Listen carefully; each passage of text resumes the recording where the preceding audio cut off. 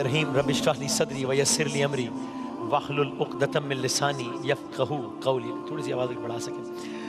داستان خلیل اللہ، داستان امام ابو الانبیاء، داستان حضرت ابراہیم علیہ السلام جاری ہے. خلاصہ اب تک کا کیا ہے؟ ابراہیم علیہ السلام کو نمرود نے، وقت کے بادشاہ نے، آگ میں ڈالنے کی کوشش کی، آگ گلزار بن گئی. بعض علماء نے اس میں ذکر کیا جب ابراہیم علیہ السلام ہوا میں تھے جبرائیل آئے. ابراہیم علیہ السلام کوئی حاجت نہیں، کوئی حاجت کا نہیں، آپ سے کوئی کام نہیں. بارش کا فرشتہ کہنے لگا مجھے کب حکم دیا جائے گا کہ میں بارش برسا دوں؟ لیکن خدا کا حکم اس سے بھی پہلے پورا ہو گیا. کیا ہے آیت؟ قلنا یا نارو کونی بردم وسلاما علی ابراہیم. اگر میں پورا اس کا ترجمہ پڑھوں، کہا تب وہ کہنے لگے، پہلے بستی والوں نے کہا، یعنی بادشاہ نے اور اس کے ساتھیوں نے، کہ اگر تمہیں اس سے، ابراہیم علیہ السلام سے، اگر تمہیں اس سے اپنے معبود کا انتقام لینا ہے، کچھ کرنا ہے، تو اس کو جلا دو اور اپنے معبودوں کی مدد کرو. ہم نے حکم دیا اے آگ سرد ہو جا اور ابراہیم پر سلامتی بن جا. ان لوگوں نے تو ابراہیم کا برا چاہا تھا، ہم نے انہی کو نقصان میں ڈال دیا. کیا کہنے؟ یہ آیت کا ترجمہ. تو بہرحال داستان آگے بڑھتی ہے. یعنی بعض نے یہاں تک کہا کہ اگر خدا نے یہ کہا ہوتا، یہ نہ کہا ہوتا نا کہ آگ ابراہیم پر سلامتی والی ہو جا، تو یہ آگ اتنی ٹھنڈی ہو جاتی کہ تکلیف دیر تک ٹھنڈی ہو جاتی. اس لیے آگ یعنی ایک بالکل بیسٹ آپٹیمم ٹیمپریچر ہو گیا اس آگ کا.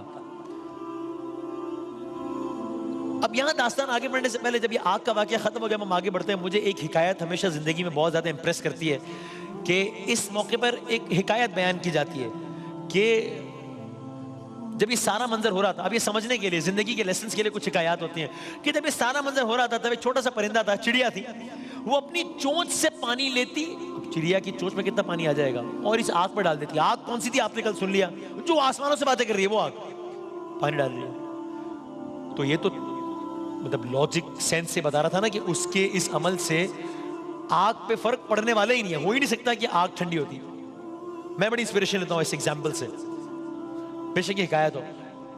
تو جب پوچھا گیا اس سے کہ یہ کیا عمل ہے، یہ تم وہ اتنا دور جاتی ہو، پانی لیتی ہو، تمہاری چونچ میں اتنا سا پانی آتا ہے اور یہ آگ میں ڈالتی ہو، یہ تو طے ہے کہ اس سے یہ آگ بجھنے والی نہیں ہے، اس سے یہ آگ ٹھنڈی ہونے والی نہیں ہے.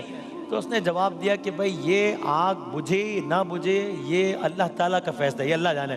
مجھے اتنی تسلی ہوگی کہ روز محشر جب فہرست بنے گی نا آگ لگانے والوں کی اور آگ بجھانے والوں کی، میرا نام آگ بجھانے والوں کی فہرست میں ہوگا.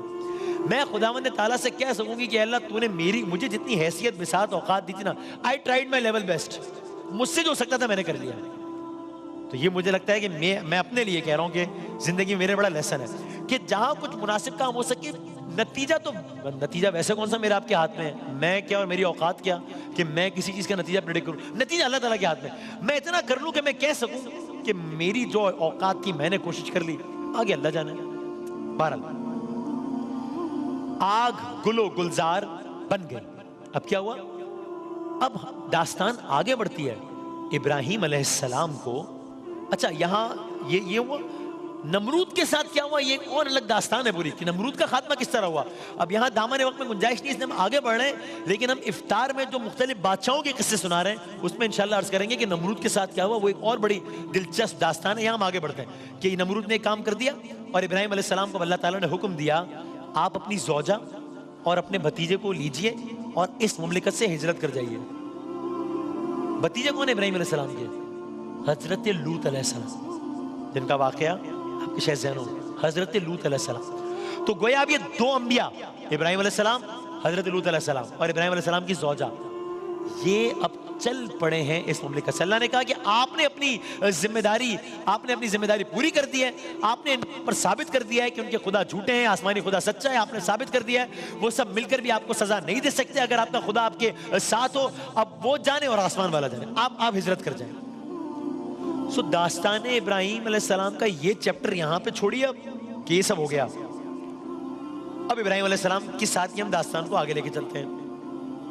ابراہیم علیہ السلام، ان کی زوجہ جناب سارہ، ان کے بھتیجے 3 لوگ، حضرت لوط، اپنا گھر بار، رشتہ دار، لوگ، شہر، وطن چھوڑ کر اللہ کے راستے میں ہجرت کر گئے. اللہ جانے کیا منظر ہو گئے. اللہ کے یہ بزرگ بندے انبیاء ہجرت کر رہے ہیں, اللہ کی راہ میں ہجرت کی, سفر کر رہے ہیں, دن گزر رہے ہیں. ایک علاقہ تھا کنعان نام تھا اس کا, وہاں پر آپ لوگ سیٹل ہوئے. ایک سرسبز و شاداب علاقہ تھا, چراگاہیں تھی. تو آپ نے کیا کیا, اپنی بھیڑ بکریوں وغیرہ کو یہاں چرنے کے لیے چھوڑ دیا, اپنے خیمے یہاں پر گاڑ دیے. تو اب یہ انبیاء کا کنبہ یا دو انبیاء, ابراہیم علیہ السلام, لوط علیہ السلام اور ابراہیم علیہ السلام کی زوجہ, یہ یہاں پر خیمہ زن ہو کر اب یہاں رہ رہے ہیں. یہ بڑا تاریخی مقام ہے. یہاں سے انسانی تاریخ کی ایک نئی داستان کا آغاز ہو رہا ہے. تو گویا آگ والے واقعے پر داستان ابراہیم علیہ السلام ختم نہیں ہوئی ہے, ایک نئی داستان شروع ہوئی ہے. تو اب یہاں پر یہ سب خیمہ زن ہے. ذہن میں آپ کو رہے, یہودیت, عیسائیت, اسلام کے ماننے والے تینوں امتوں کے لوگ ابراہیم علیہ السلام کو اپنا بڑا مانتے ہیں کسی نہ کسی اعتبار سے. اب ابراہیم علیہ السلام جن وادیوں میں رہ رہے تھے نا اس علاقے میں, یہیں پر یہ تینوں جو ریلیجنز ہیں ان کی بنیادیں پھوٹتی ہیں کسی نہ کسی انداز سے. بہرحال اب ایک ایک کر کے سنیے. لوط علیہ السلام کیا ہوا, اللہ تعالیٰ نے لوط علیہ السلام کی ذمہ داری ایک قوم کی لگا دی کہ اس قوم کو ہدایت کی طرف آپ بلائیے. تو اللہ تعالیٰ کے حکم سے لوط علیہ السلام اس قوم کی طرف چلے گئے. ٹھیک, تو پیچھے کون رہ گئے, ابراہیم علیہ السلام, ان کی زوجہ جناب سارہ. ان دونوں نے کیا کیا, آپ نے ارد گرد کے علاقوں میں دعوت کا کام کیا.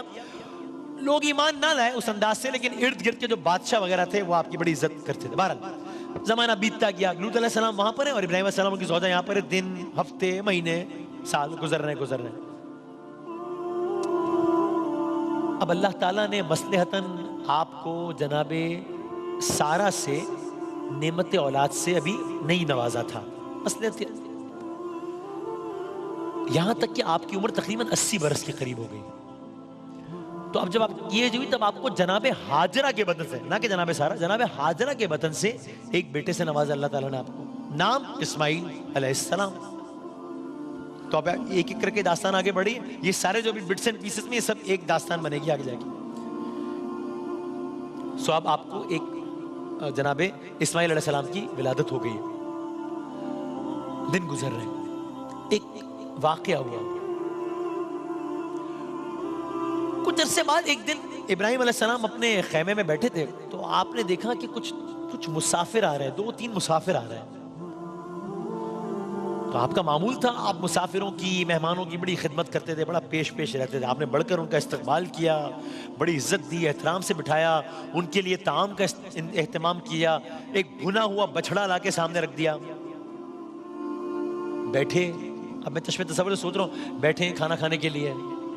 ایک عجب کام ہوا. کیا حیرت انگیز طور پہ ان مسافروں نے کھانے کو ہاتھ نہیں لگایا. یہ کیا بات ہوئی, اتنا اہتمام, اتنا استقبال, کھانے کو ہاتھ نہیں لگایا. ابراہیم علیہ السلام نے ذرا عجیب سا خیال کیا کہ یہ کیوں نہیں کھا رہے. جب یہ خیال ہوا, جب یہ بات ہوئی, تب ان 2-3 مسافروں نے کہا ہم انسان نہیں ہیں. کون ہیں, ہم فرشتے ہیں, اور فرشتے کھانا نہیں کھاتے ہیں. اچھا, تو کیا ماجرا ہے؟ ان فرشتوں نے ابراہیم علیہ السلام کو بشارت دی. کیا بشارت دی؟ اگلے سال انہی دنوں میں آپ کے ہاں بیٹے کی ولادت ہوگی جناب سارہ سے, یعنی اسماعیل علیہ السلام کی والدہ جناب ہاجرہ. تو انہوں نے کہا کہ جناب سارہ سے بیٹے کی ولادت ہوگی اگلے سال انہی دنوں میں. پردے کے پیچھے جناب سارہ موجود تھی, اور وہ اس وقت انتہائی بڑھاپے کو پہنچ چکی تھی. تو وہ خوش تو بہت ہوئی لیکن حیران بھی ہوئی, اور ساتھ ہی انہوں نے کہا کہ عمر کے اس حصے میں یہ کہاں ممکن ہوگا. بہرحال یہ خوشخبری سنائی ان فرشتوں نے. ٹھیک, اب اس کے بعد وہ فرشتے جانے لگے. ابراہیم علیہ السلام نے ان سے پوچھا آپ کہاں جا رہے ہیں؟ کیا کہا انہوں نے کہا جس قوم کی طرف اللہ نے آپ کے بھتیجے لوط علیہ السلام کو بھیجا نا, جی وہ قوم لوط کی, حضرت لوط علیہ السلام کی مسلسل تبلیغ کے باوجود وہ قوم باز نہیں آ رہی, وہ قوم اپنی بدکاریاں نہیں چھوڑی, وہ قوم اپنی حرکتیں نہیں چھوڑی. اس لیے اب اللہ نے ہمیں بھیجا ہے کہ ہم اس قوم پر جا کے آسمان سے پتھروں کی بارش برسا کے اس قوم کو ختم کر دیں. یعنی اب تک آپ نے اس سے پہلے جتنے بھی انبیاء کی داستانیں سنا نا, کہ آپ نے قوم کے اینگل سے سنی کہ قوم ہے, یہ ہو رہا ہے اور عذاب آ گیا. یہ اب آپ فرشتوں کے اینگل سے سن رہے ہیں کہ فرشتے ابراہیم علیہ السلام کے پاس آئے, ان کو خوشخبری دی ہے, کھانا نہیں کھایا, کہاں جا رہے ہیں؟ قوم پر پتھر برسانے جا رہے ہیں. ابراہیم علیہ السلام نے بہت چاہا کہ اس قوم سے عذاب رک جائے. فرشتوں سے مکالمہ بھی کیا کہ ہو سکتا ہے اس میں کچھ نیک لوگ بھی ہوں. فرشتوں نے کہا اس قوم کی بستیوں میں لوط علیہ السلام کے گھرانے کے علاوہ ایک فرد بھی ایمان والا نہیں ہے کہ وہ عذاب سے بچ سکے. ایسا ہی ہوا, ان فرشتوں نے لوط علیہ السلام کی قوم کو تباہ کر دیا. لوط علیہ السلام اور ان کی بیٹیوں کے علاوہ سب ہلاک کر دیے گئے, یہاں تک کہ ان کی زوجہ بھی. یہ ہو گیا. جیسے میں نے کہا داستان ابراہیم علیہ السلام کے بہت سارے چیپٹرز ہیں. دن گزر رہے ہیں, وہاں لوط علیہ السلام کی قوم کے ساتھ یہ ماجرا ہو گیا. دن گزر رہے ہیں یہاں تک کہ وہ وقت آ گیا کہ اگلے سال حضرت ابراہیم علیہ السلام کے ہاں ایک اور فرزند کی ولادت ہو گئی. تو فرشتوں نے کہا تھا دوسرے بیٹے, پہلے تو اسماعیل علیہ السلام تھے, اب یہ دوسرے بیٹے کون ہیں؟ تو خیر اب آپ اپنے دونوں بچوں کے ساتھ زندگی گزار رہے ہیں. ایسے میں اب ابراہیم علیہ السلام کو ایک ایسا حکم خداوندی آیا کہ جس سے پوری داستان ایک بالکل ہی مختلف, بالکل ہی نیا رخ اختیار کر گئی, اور سارے کا سارا ماحول ہی تبدیل ہو گیا, ماجرا ہی تبدیل ہو گیا. کیا ہوا؟ کلرز کریں گے انشاءاللہ.